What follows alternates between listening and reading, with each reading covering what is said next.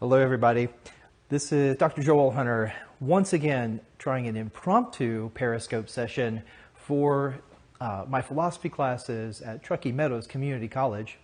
Hi, everybody. Thanks for tuning in, spur of the moment, not much warning. I gave my Twitter followers a 10-minute head start, but here's what I'd like to do is to first of all ask you, I'm trying out the landscape setting now, the new update for Periscope. And I tried this yesterday, and I'm going to do the same material today that I did yesterday. And the reason I'm going to do it is because for some reason, the recording was glitchy, or the sound wasn't there. So I have to redo it because I want to make sure that everybody in the classes has a chance to tune in, to listen to it, and to check it out on the replay.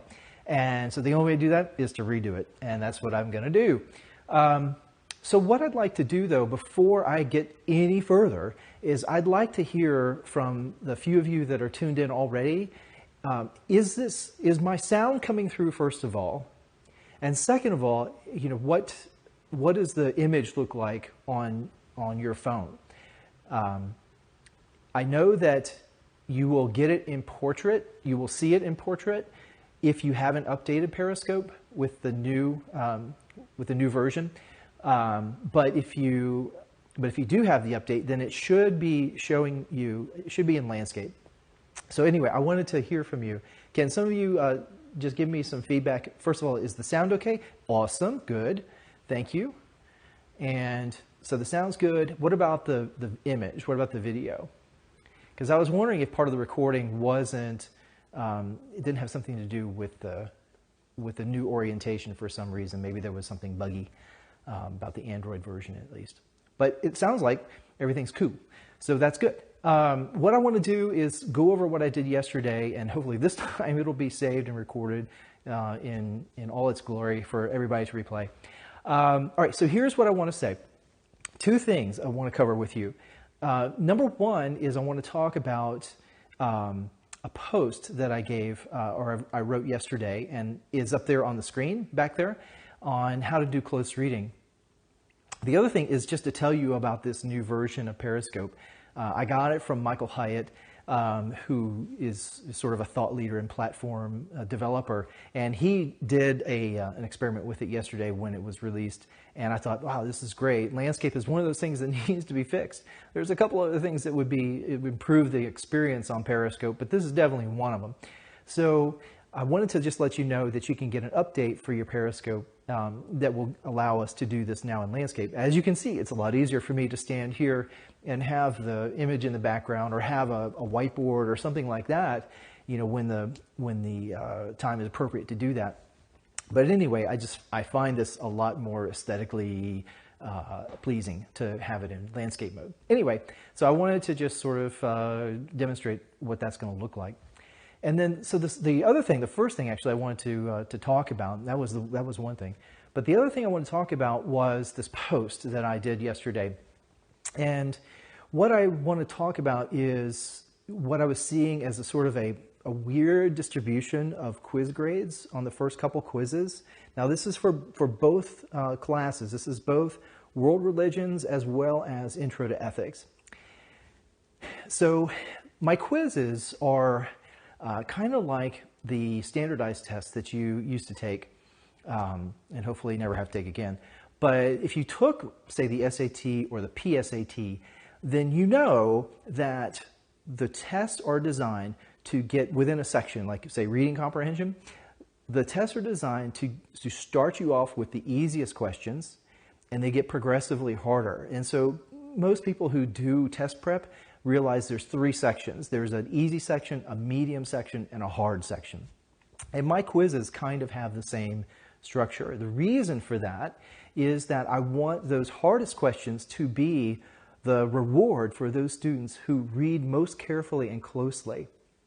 And so those are the students who are going to get an A on the quiz.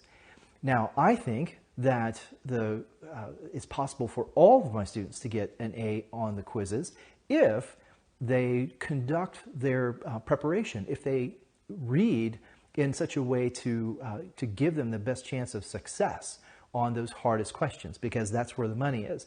So I can tell you what the usefulness of this is to me as a teacher is when I have the quiz questions that I know, those 3 or 4 that I know are the hardest ones, and I see a small group of students nailing them, and I see a slightly larger group of students nowhere in the ballpark on them, then I know that one of the problems that some students are going to have is that this is a hard book, or these are hard books to read.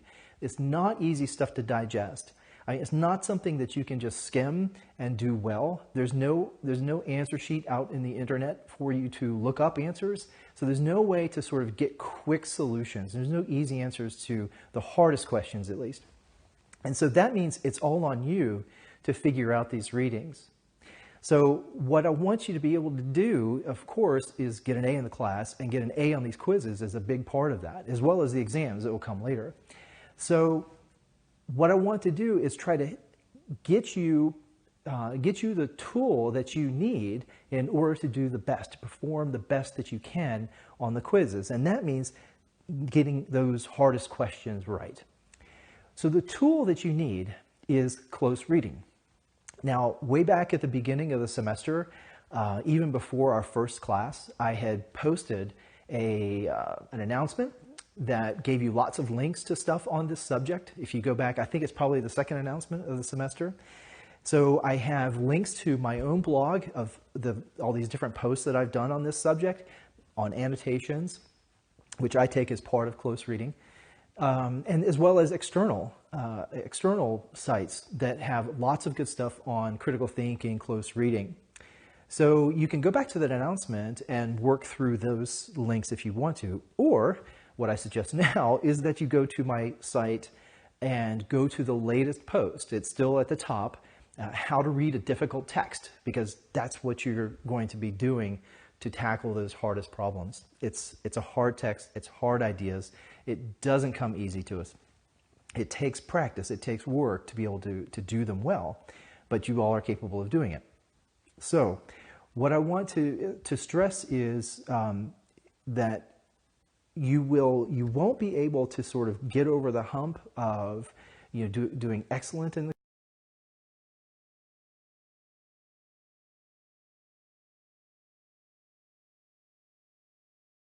All right, so where was I? Close reading. Yeah, so it's about studious, careful reading. It takes time. This is not something that you can breeze through like a beach reading. Close reading requires attention to details. And what I was saying is that the details will often jump off the page at you because they will be words that are unfamiliar to you, or there'll be sentences or phrases that take you time to understand what they mean. So it just simply takes time to dig into the meaning of what's being presented. It can also be, close reading will also sort of be occurring when you're paying enough attention to what the author is saying that you have reactions to it. Like you want to know more, or you have an emotional response even, like, whoa, that's pretty amazing. Or, what could this possibly mean? Or who could possibly believe this? Those kinds of reactions are indications that you are doing close reading. And so now the trick is, once you have those kinds of responses, is to dig into the text and try to understand it. That's the first step, is you're seeking to understand. So right away you can see how close reading is very different than ordinary kinds of reading that we do.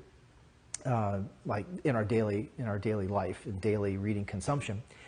So what you want to do then is seek, first of all, to understand the author. And that requires you to get into the author's world insofar as the author's given you the ideas and concepts and things to understand the world. That is not an easy thing to do, because what that is asking you to do is sort of set aside your own framework for understanding the world, your own ideas about what's right, wrong, true and false, those kinds of things, and to suspend those, to put them out of play, not to deny them, but to put them out of play so that this strange world of the text that you're trying to understand can come into the foreground, so that you can encounter it on its own terms. It's only if you've understood an author that it really is fair to then begin to evaluate, to criticize, and to ask questions about, wow, well, what if this is true? What are the implications if I take this idea seriously? Or, if we do take this seriously, what are the consequences? What follows from this? And sort of that kind of thinking, when you start doing that, that's what you want to get to. Because it's that kind of thinking that is going to demonstrate that you really do understand the text. And if you really do understand the text, the claims that are made, that's when you're going to be able to answer those hardest questions. Okay, so that's the gist of it. But do check out the post because there's lots of other material. The other component to close reading is annotation. And so I have a good bit in there about that, as well as how to do good annotations. I even give you an earlier series I did using Harry Potter and the Sorcerer's Stone as my primary text. And I was reading it closely, and I was digging into some details about that text because I saw some really interesting things about desire theory and existentialism. I worked that into a conference talk and then a paper. And what I've done is I've scanned my copy of the book and the notes that I made and the margins and the color coding scheme that I used, and I've produced those images for you, or reproduced those images for you, so then that you can feel free to use that kind of annotation system. But it also gives you an insight into the sort of mindset that's going on in close reading, where your position as the reader is not passive. You're not just getting information coming to you, right? It's not like sitting in a lecture or reading a text for facts. That's passive. That's like, okay, feed me, tell me, spoon feed me, whatever, but just give me what I need to know, and don't make me think about it. Just give me the facts. What this requires, what I'm doing with the Harry Potter example, and with what I'm asking you to do with your text, is active reading. This is where you and the author are sort of sharing a time and a space together where you're having a conversation. Now, the conversation's all going on in your head for the most part, but you're responding to things that are in the text, this world that the author is creating, or these ideas that the author is arguing for, and you are questioning them. You're trying to say, what do you mean here? What is this? What is this? What do we mean by desire? When we get down to it, let's define some terms. Let's get some clarity about what these terms mean. And if we can see eye to eye with the author on things like, well, gee, what is desire? That's when we're beginning to understand. So close reading of a text, say a text that has to do with desire theory, is one in which you are understanding what the author's viewpoint is and arguments for desire are. So you are actively seeking out. You're sort of grabbing the author by the collar and saying, "Come on, tell me what's going on here." You're seeking it out, and the author is trying to present that to you. So you have them, once you've done that understanding level of the reading, then you're in a position to analyze and evaluate that. And that's where you get to do the sort of heavy load lifting and answer questions like, well, is this a plausible idea or is this implausible? And if you've understood the author, you begin to understand why the author thinks it's plausible, if it's something that the author is arguing for, or why it's implausible according to the author, because you've grappled with the reasons and the evidence presented by the author. Okay, do you see where this is going? So what you're doing then in at least what I do in annotations is a lot of that is sort of my own thinking as I'm responding to what I'm reading. So I'm noting things when I have questions, especially. I put question marks and I circle things that are like, whoa, or I put a big asterisk like, okay, I know that's important. I don't really understand it fully yet, but I know I need to come back to that if I'm going to understand what this author is saying. So I have I have a marking system and I have a color system actually for my annotations to help me sort through the text when I come back to it. Now coming back to it, that's another level, okay? And you won't always need to do that You will need to do it to prepare for your quizzes and exams, or in another kind of class, you might be doing it to prepare for an essay. And when you do that, you are going back, and now you have to pull all of that commentary, all of that, sorry, not the commentary, but all those notes, all those marks, all those things that you've written on the page. And now you don't have to recall all the things that you were coming up with when you were first reading it. But now you can pull it together into some sort of organized and structured response. Okay, so that's the next level. This is where the really difficult work is done. And that is where your own thoughts now are coming into the foreground, not the author's thoughts. Your own thoughts in response to what you've been reading. And you can only have that if you've got that raw material from your notes, from your annotations in the text, where you have recorded your reaction to the reading. Okay? Is that making sense at all? I hope. Right. So if you have something like a journal or a notebook, something where you can pull those annotations and now organize them, put them in some sort of structure. You know, some people like these nonlinear kinds of notes, like mind maps and trees and stuff like that. If that works for you, great, do that. Because that's what you're doing there is you're seeing connections between things. There's other more like list and categorizing kinds of note systems, you know, Cornell, things like that. Those work great too. They work more at an abstract level. But whatever works for you, find that system. If you can move from the close reading, okay, so close reading, first of all, to get an understanding of what's going on in the text. Second of all, the annotations that you're doing while you're doing the close reading, if you get through that, you are going to do well on the quizzes. I can promise you, you'll do well. That's probably enough. If you want more confidence and security, though, then you'll want to have your own notes to study over. It may not be enough to just look back at your annotations. So you might want to take that extra step of, you know, give it a day or two rest, come back to the text and your annotations, and then pull them together in your own words, paraphrase things so that you can, so that it gels more for what the author's saying and then what your response is to the author. And then the key ideas that are in the text, which, I mean, that's usually what your quiz is looking for, is, you know, have you paid attention to the key ideas in this text? Those should be really, really solid if you go through that kind of process. So there's, that sounds like a lot of work? It is. That's just the nature of this kind of course, first of all, and second, these kinds of texts. Yet you just have to read them closely. Yeah, there are aids out there for getting, you know, some of the basic things down, but really there is no substitute for working through it on your own. I mean, not only is it necessary to sort of get at that top level and to push yourself where you can go, but it's also, you know, the most rewarding way to experience the text. So anyway, have a look at that post.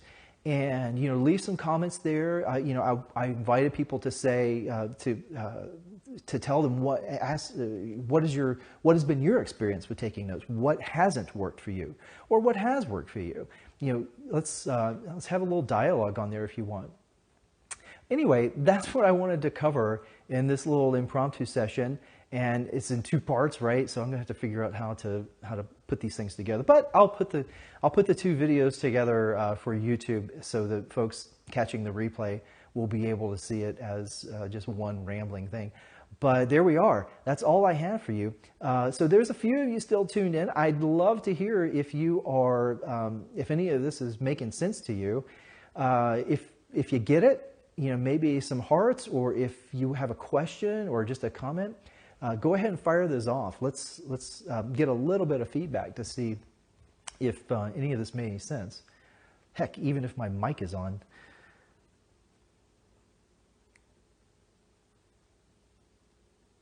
Going to a baseball game later tonight, so looking forward to that. Kind of amped up for that. I got two of my kids are singing in it, so that's going to be exciting. Any questions? Questions? All right, my friends. Well, I'm going to tune out then and try to stop this broadcast if I can, on purpose this time. Thanks for tuning in, and I will catch you next week. It's probably going to be on Monday, but I haven't fully decided yet. And I will see you then. And good luck on your final assignments for this week. And I'll see you on the other side of next week.